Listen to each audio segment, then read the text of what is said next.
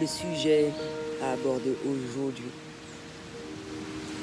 C'est comme 50 nuances degrés. Je n'ai jamais lu le livre, mais j'imagine, vu d'après les retours, justement par rapport à la période à laquelle c'était vendu et que les gens recherchaient éperdument, etc.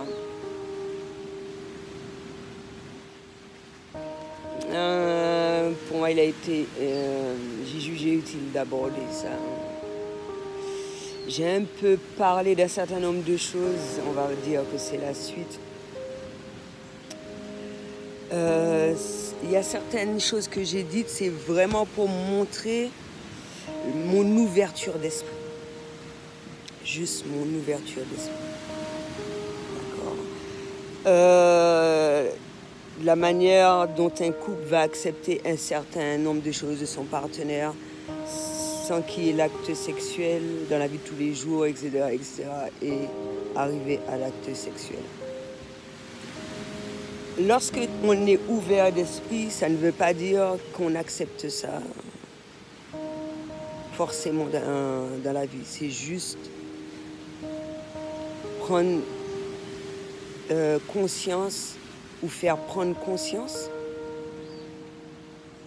que ce genre de choses-là arrive et qu'à travers toutes ces choses-là, la vie de couple ou le couple, on va vivre sa relation plus ou moins difficilement.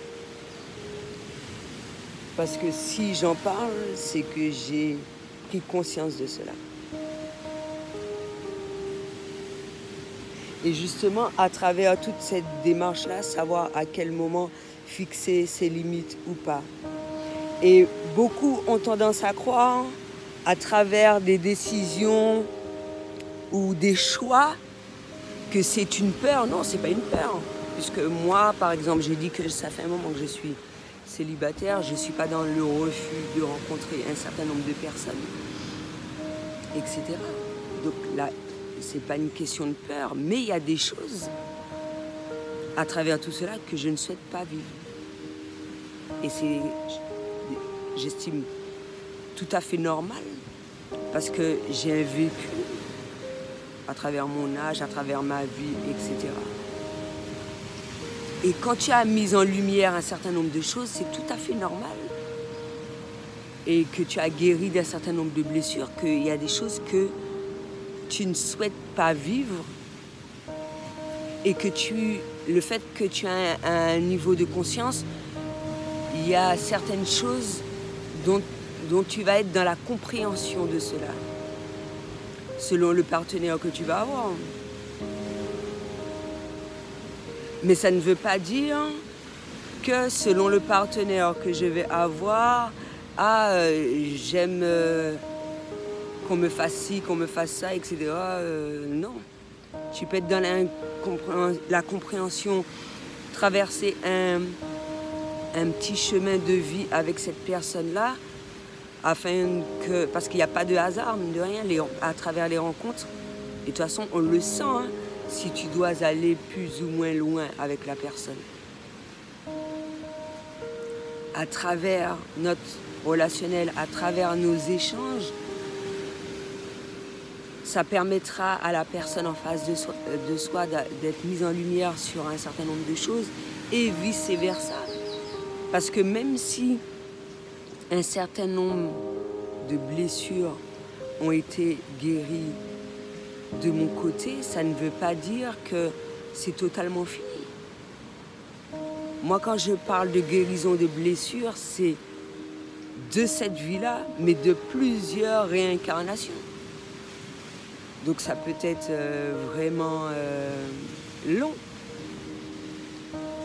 plus ou moins. Alors qu'il s'agit d'une vieille âme,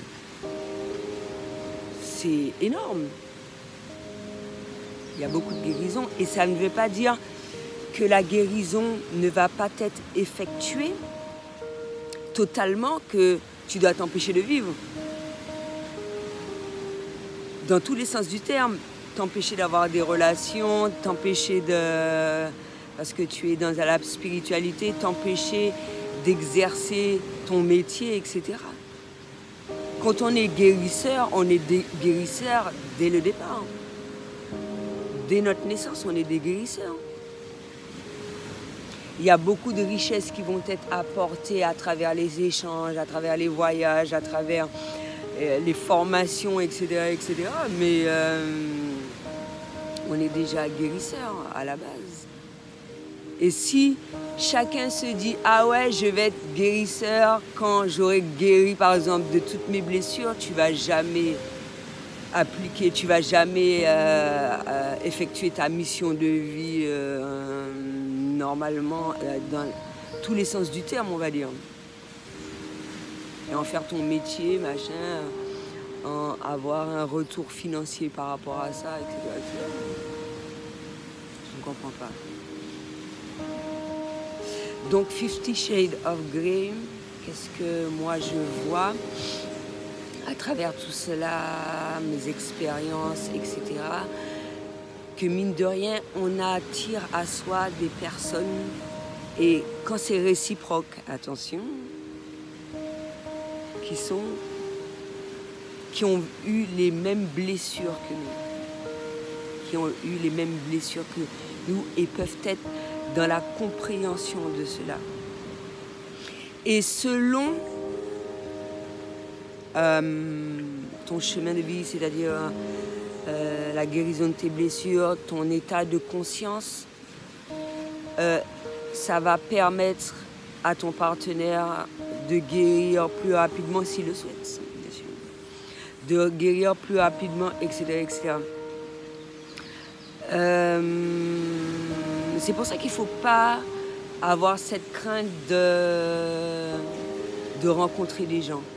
Et nul ne sait de quoi demain est fait. C'est-à-dire que moi, la majeure partie de mes rencontres ont été faites dans la vie de tous les jours. Ça a été une surprise, je ne m'y attendais pas. Même si, à travers les signes, il y a des choses qui peuvent te dire un certain nombre de choses, mais c'est vraiment la surprise, quoi. Surtout quand il s'agit lien d'âme, ces trucs-là, ce sont des surprises. Des surprises, on s'y attend vraiment pas. Je m'attendais pas à ce que la personne vienne me voir. C'est pas surtout quand c'est une première fois, c'est pas un rendez-vous qui a été mis. Rendez-vous peut-être fait d'une autre manière, mais pas voilà quoi. Oui, on s'est donné rendez-vous sur Terre, ouais. À cet emplacement bien précis, machin. Mais c'est une surprise. Et tu ne sais pas. Quand il s'agit de lien d'âme, tu ne sais pas ce qui va se produire. Tout ce que tu espères, c'est que cette rencontre soit faite afin d'épurer ces blessures, d'effectuer un certain nombre de choses que l'on n'a pas fait lors des autres réincarnations. Mais personne ne sait comment ça va se dérouler en fait. L'idéal, c'est que ça se passe comme on le souhaite, même plus encore. Mais on ne sait pas. Même si, au fond de soi, on souhaite faire un certain nombre de choses. C'est ce que je m'évertue à dire constamment. Il y a beaucoup de choses qu'on souhaite faire. On souhaite toujours faire énormément de choses. C'est merveilleux. Puis on souhaite en faire, surtout des choses agréables, etc. C'est génial. Si tu arrives à maintenir le cap, c'est absolument génial. Mais il y a tellement de choses qui interviennent dans le quotidien qui font que... Et ça, c'est pas seulement pour le relationnel, pour le travail, pour un peu de tout. Et c'est ta manière d'agir face à cet obstacle, etc., etc., qui te permettra de savoir si tu peux aller plus ou moins loin, sans pour autant que quelque chose de forcément d'énorme se fasse. Peut-être que pour toi, ouais, ça devait se passer ainsi, mais c'est pour ça qu'il ne faut pas avoir de... c'est rien, c'est pas une bête. Il ne faut pas avoir d'attente pour ne pas avoir de grosses déceptions. Tu sens que c'est un sentiment familier, énorme, intense, etc. T'aimerais bien réaliser beaucoup de choses avec cette personne-là, mais on ne sait pas qu'est-ce qui va se passer. Et moi, je trouve ça déjà énorme d'effectuer cette démarche-là, de voir la personne. Et c'est pour cela que je disais également, pour les flammes jumelles, on se met des tas de trucs dans la tête, etc. Ah ouais, donc ces flammes jumelles, ah, il faut finir mon parcours, mais ça se fait naturellement. C'est pas une course à la montre, etc. Et pour finir mon parcours, à se mettre des tas d'obligations impossibles afin de se frustrer la vie, etc. Rendre le parcours, mine de rien, plus difficile à travers cela. Non, les choses doivent être faites naturellement et justement, je l'explique dans mon livre, de la manière dont vraiment prendre bien les choses, quoi. Pour pas... Et c'est ce que je disais, que déjà la vie de tous les jours est assez plus ou moins compliquée selon certains moments, etc. Mais le fait d'avoir conscience qu'on a une flamme jumelle, maman, on rajoute une couche, on n'a pas besoin de ça. C'est bien de vivre les choses posément. C'est énorme. C'est normal qu'il y en a qui préfèrent se dire « Ah ouais, non, je laisse tomber, putain, c'est... » On aurait dit qu'au contraire, on souhaite que le parcours soit plus machin, athlétique et tout, mais ajouter des obstacles, c'est bon, quoi. Je crois que en ressentant toutes ces choses-là, les gens, ils n'ont pas envie d'avoir de flammes jumelles, laisser ça tomber. Et mine de rien, ça a toujours été. Peut-être que les gens, certaines personnes n'avaient même pas conscience que c'était leur flamme jumelle. Moi, je trouve que c'est plus merveilleux comme ça. C'est plus merveilleux. Tu ne sais pas c'est quoi ta flamme jumelle et que mine de rien, le travail se fait en douceur, etc., etc. Tu te retrouves avec ta flamme jumelle et basta. Comme ça, tu ne mêles pas les gens, tu racontes pas, le truc se fait naturellement et voilà. On nous dit qu'il y a des gens qui ajoutent des obstacles à cela, à vrai dire.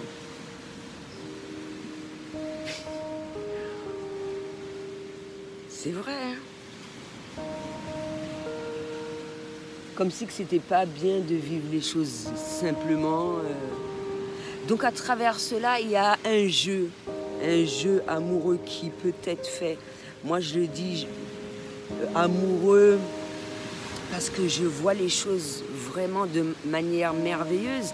Mais lorsqu'il y a certaines choses à travers la guérison de tes blessures qui vont commencer à te déplaire, à laquelle tu constatais que tu subissais ou que tu faisais. Et quand ça va être mis en lumière, tu vas te dire « Ah non, non, non, ça, mais mine de rien, je faisais. » Ou peut-être que c'est mieux dit, mieux expliqué quand je le dis ainsi. Ben, je faisais ça. Et la raison pour laquelle je le faisais, c'était parce que telle chose par rapport à telle blessure. Et que je n'avais même pas conscience de ça. Et à travers la guérison mise en lumière, et il y a des masques que tu ne souhaites plus porter. Ça ne t'intéresse plus, ça. C'est des masques que l'on porte, en fait. Ça ne m'intéresse plus. Et c'est pour ça qu'il y a des gens qui n'arrivent pas à comprendre, peut-être par rapport à mon degré d'avancement, comment je fais pour être seule, comment je fais pour... Mais il y a des choses que je souhaite vraiment plus ressentir, ni partager, mais même faire partager à mon partenaire, quoi. C'est vraiment fortement désagréable. Et à travers mon ressenti, la personne qui est en face de moi va le sentir très fortement. Il faut savoir être prêt pour ressentir ce que je ressens, en fait. Parce que je vis les choses avec une forte intensité. Et ça ne me dérange pas, mine de rien. Moi, ça ne me dérange pas puisque je suis dans l'acceptation, je suis arriver à un stade où, franchement, mais il y a tout qui revient, c'est l'amour inconditionnel, l'acceptation. Tu laisses la personne vivre. Aimer quelqu'un, c'est laisser une personne libre. Et aussi, bien vivre les choses, vivre dans le lâcher-prise.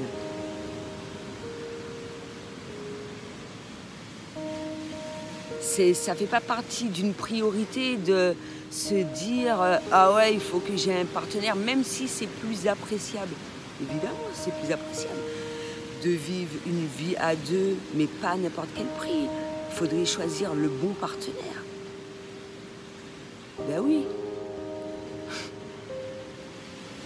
Et choisir n'importe quel partenaire parce que tu as la crainte de vivre seul. Quand même. Moi, j'apprécie ma solitude.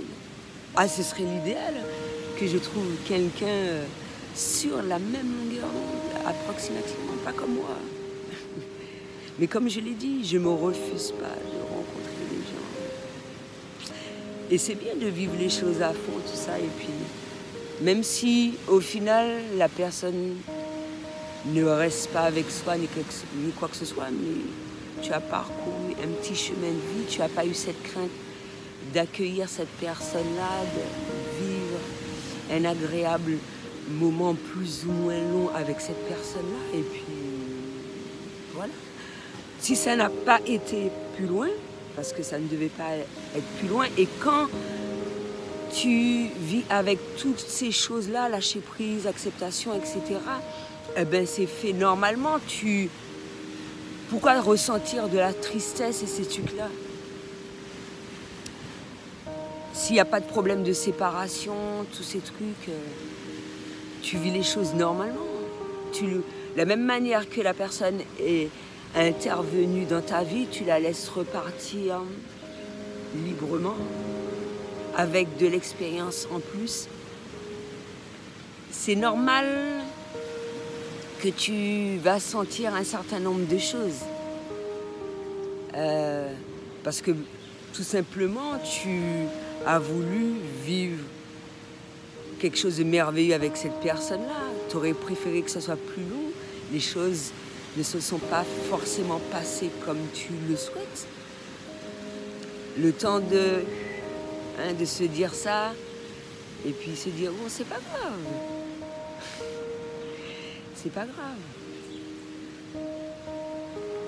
Je pensais vraiment que ça allait se passer ainsi, mais bon, ça s'est pas passé, c'est pas grave.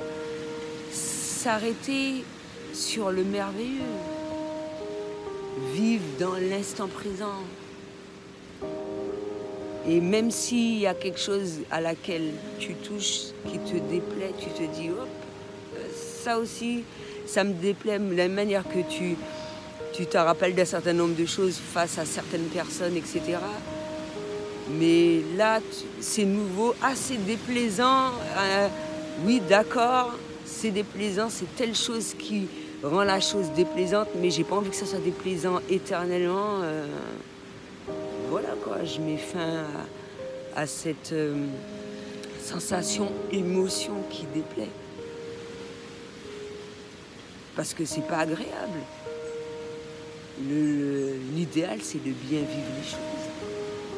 C'est pour ça que l'expérience sert. Et c'est pour ça qu'il ne faut pas avoir peur de vivre les choses. Si tu n'expérimentes pas, tu t'empêches de vivre, tu t'empêches de ressentir toutes ces choses-là, ben, tu ne vis pas.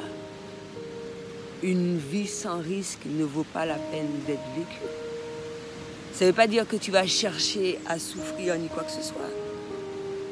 Mais il faut vivre les choses intensément. Mais par rapport à certaines blessures, il y a des gens qui vont avoir peur de vivre ça. Et il y a des gens pour ça qui rappellent comment les choses doivent être bien faites et bien vécues. Il y a ce rappel-là, et pour l'un et pour l'autre. Des fois, c'est pour une personne.